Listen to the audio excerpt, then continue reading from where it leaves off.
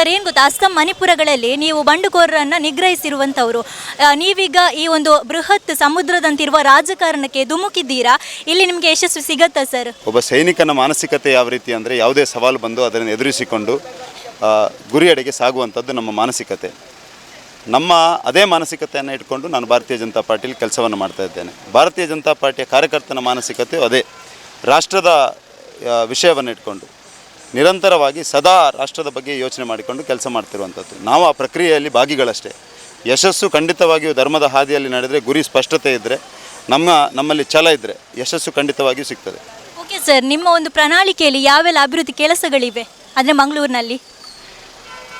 ಕೇಂದ್ರದಿಂದ ನಮಗೆ ಈಗಾಗಲೇ ಪ್ರಣಾಳಿಕೆ ಬರ್ತದೆ. ಆ ಪ್ರಣಾಳಿಕೆಗೆ ಪೂರಕವಾಗಿ ಪ್ರಧಾನಮಂತ್ರಿಯ ಕಲ್ಪನೆಯ ವಿಕಸಿತ ಭಾರತ ಏನಿದೆ, ಅದಕ್ಕೆ ಪೂರಕವಾದಂಥ ಒಂದು ವಿಕಸಿತ ದಕ್ಷಿಣ ಕನ್ನಡವನ್ನು ನಿರ್ಮಾಣ ಮಾಡಬೇಕು.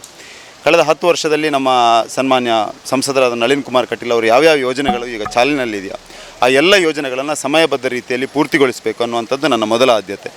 ಅದನ್ನು ಇಟ್ಕೊಂಡು ಈ ಜಿಲ್ಲೆಯ ಎಲ್ಲ ಸ್ಟೇಕ್ ಹೋಲ್ಡರ್ಸ್ ಯಾರಿದ್ದಾರೆ ಅವ್ರ ಜೊತೆ ಚರ್ಚೆ ಮಾಡಿ, ಸಂವಾದ ಮಾಡಿ, ಮುಂದಿನ ದಿನಗಳಲ್ಲಿ ದಕ್ಷಿಣ ಕನ್ನಡದ ಸಮಗ್ರ ಅಭಿವೃದ್ಧಿಯ ದೃಷ್ಟಿಯಿಂದ ಒಂದು ದೂರದೃಷ್ಟಿಯ ಒಂದು ಕಲ್ಪನೆಯ ಒಂದು ವಿಷನ್ ಡಾಕ್ಯುಮೆಂಟನ್ನು ರೆಡಿ ಮಾಡಬೇಕು. ಆ ವಿಷನ್ ಡಾಕ್ಯುಮೆಂಟ್ನ ಅನುಷ್ಠಾನಕ್ಕೋಸ್ಕರ ಒಂದಷ್ಟು ಆ್ಯಕ್ಷನ್ ಗ್ರೂಪ್ಗಳನ್ನು ತಯಾರಿ ಮಾಡಿ ಈ ಜಿಲ್ಲೆ ಅಭಿವೃದ್ಧಿಯ ದೃಷ್ಟಿಯಿಂದ ಪ್ರಾಮಾಣಿಕವಾದ ಪ್ರಯತ್ನವನ್ನು ನಾನು ಮಾಡ್ತೇನೆ. ಓಕೆ ಸರ್, ನೀವು ಹಿಂದುತ್ವನ ಪ್ರತಿನಿಧಿಸ್ತಾ ಇರುವವರು, ಆಗ ನಿಮಗೆ ಅಲ್ಪಸಂಖ್ಯಾತರ ಮತ ಬೇಡವಾ ಸರ್?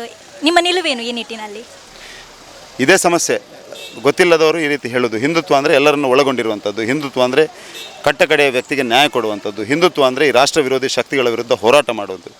ಹಿಂದುತ್ವ ಅಂದರೆ ಯಾರು ವಿಘಟಿಸ್ತಾರ ಅವರ ವಿರುದ್ಧ ಹೋರಾಟ ಮಾಡುವಂಥದ್ದು ಹಿಂದುತ್ವ. ಹಾಗಾಗಿ ನನ್ನ ಬದ್ಧತೆ ಹಿಂದುತ್ವಕ್ಕೆ, ಅಭಿವೃದ್ಧಿ ನನ್ನ ಆದ್ಯತೆ.